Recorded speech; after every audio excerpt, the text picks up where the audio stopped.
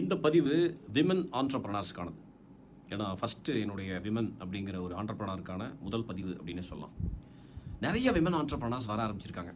In fact இந்த last ஒரு 2-3 years down the line நிறைய வந்திருக்காங்க. எந்த அளவுக்கு ஜெயிச்சு இல்லை முன்னேறி வந்திருக்காங்க அப்படின்னு கேட்கும்போது அது ஒரு கேள்விக்குறியாகவே இருக்குது.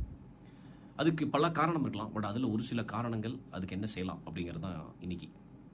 Number 1, emotions. எமோஷன்ஸ் தான் மேபி எமோஷனலாக பிஸ்னஸ் ஆரம்பிச்சிருக்கீங்களா அப்படிங்கிறது தெரியல. பட் எமோஷன்ஸ் மட்டும் தான் கீல் பண்ணுது உங்களை. ரொம்ப எமோஷனலாக இருக்கீங்க. ஃபீமேல்னாவே எமோஷனலான பிஸ்னஸில் எமோஷன்ஸ் காமிச்சிங்கன்னா சரியாக வராது. Manage your emotions. Number 2, priority. இந்த பிஸ்னஸ் தான் உங்களுக்கு ப்ரையாரிட்டியா?